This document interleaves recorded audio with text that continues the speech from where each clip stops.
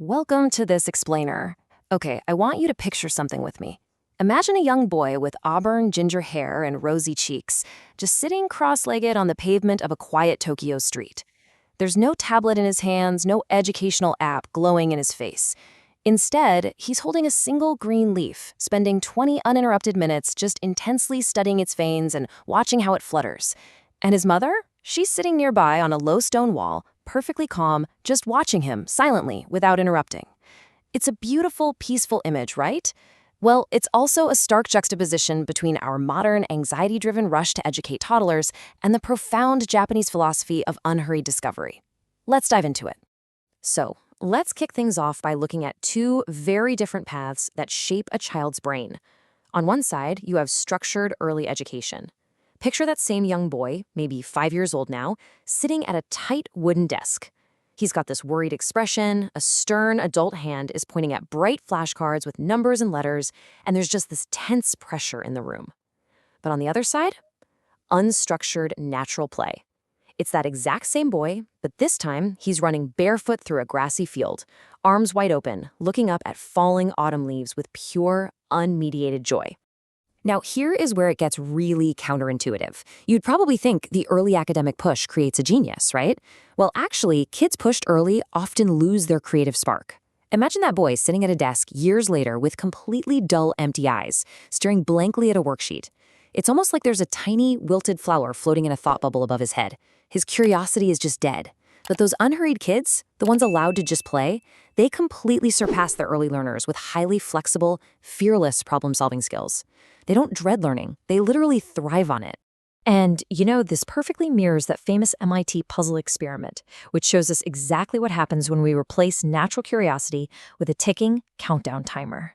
Researchers gave 4-year-olds a puzzle. The rushed group, given a timer, solved it fast, sure, but their strategy was frantic. The unrushed group was told to take their time. They were observant.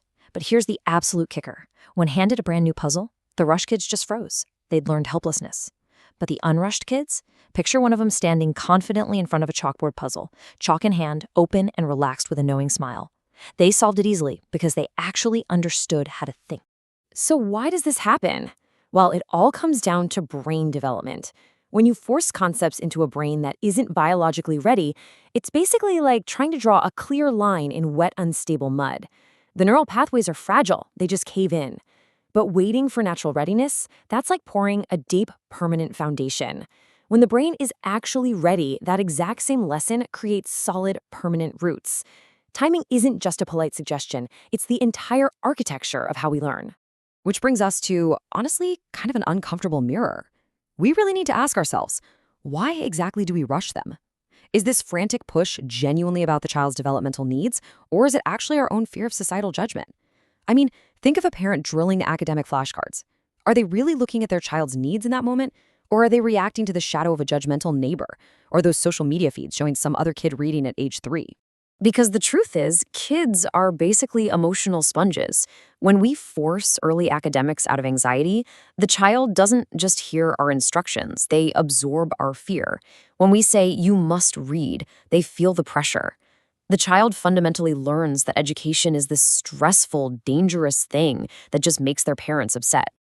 So before you rush your child, you've really got to pause and look inward.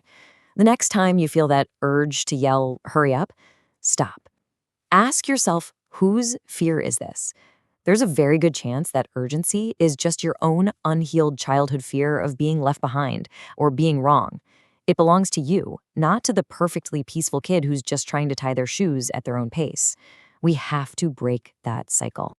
Okay, so what does actually stepping back look like in the real world? Well, a beautiful example is shujinko. It's this brilliant Japanese concept used in kindergartens to cultivate quiet empathy and self-directed leadership. Every day, one child is chosen as the master of the day. And get this, they aren't given a to-do list. Their only job is to just observe the room. Who can't reach a toy? Who looks sad? The child decides entirely on their own how to step in and help. It's incredible. And this philosophy ties in beautifully with something you'll see in certain schools near Hiroshima, where there are literally no scheduled bells. Imagine that. No rigid alarms telling you a thought has to end right now. The teachers simply observe the students. When the kids start yawning or staring out the window, the lesson naturally ends.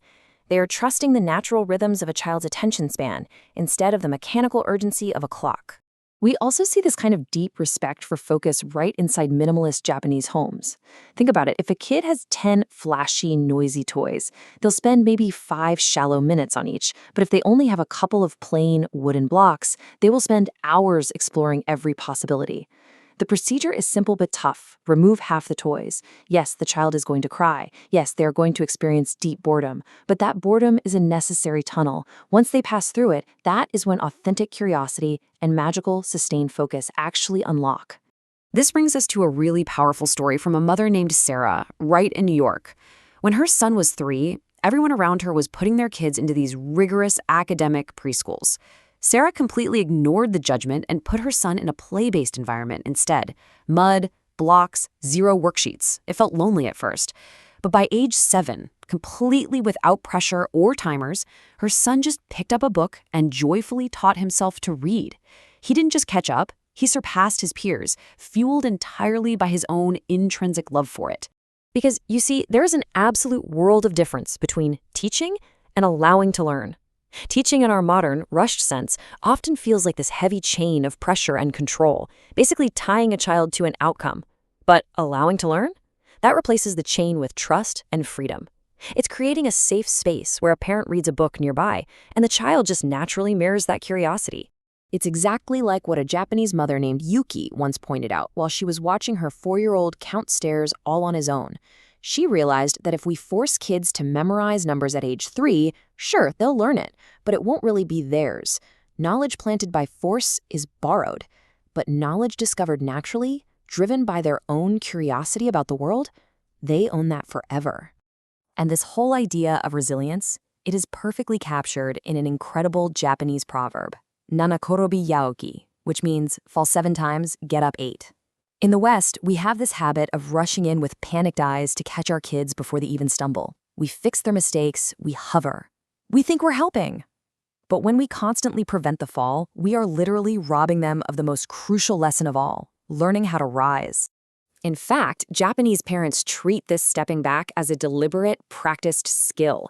It's the skill of silence. Imagine a child stretching on their tiptoes, struggling to reach a cup on a shelf. The mother just sits quietly in the background. She doesn't immediately jump up to rescue him. She allows him to experience that frustration, to try his own path, to make a mistake. She waits, and she only helps when genuinely asked. And all of this, all of it, eventually culminates in how a child actually views their own identity. The anxiety-driven model crushes a child under a system where their worth is quantified by test scores and grades. But this alternative, slower philosophy, it grounds a child's value in a completely different way. When they look in the mirror, they see a grade. They see their character, their resilience, their kindness. They see who they actually are. Which leads us to the ultimate payoff of everything we're covering in this explainer today, Ishon Nitori.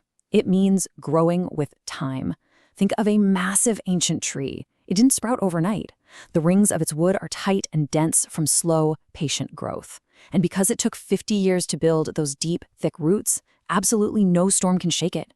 We have to accept that true storm-proof strength in our kids requires decades of patient, unhurried growth. So this is the massive long-term question every single parent and educator really has to confront when looking at the true cost of rushing. Do you want the short-term brag of a 3-year-old who can read flashcards but ends up burnout and completely broken by age 25? Or do you want the kid who learns to read at their own pace at 7 and at 25 is standing tall, passionately thriving as a curious, lifelong learner? At the end of the day, our only real job is to provide the empty space, the unhurried patience, and the radical acceptance that lets their inner wisdom naturally emerge. It's about opening our hands, not clenching them in control. When we replace our own anxiety with a love that simply says you are enough, exactly as you are, the magic just happens on its own. Everything else is just details. I really hope this explainer gave you a refreshing new perspective. So I'll leave you with this. As you look at your child today, are you trying to build a fragile hothouse flower, or are you willing to wait to grow an ancient tree? See you next time.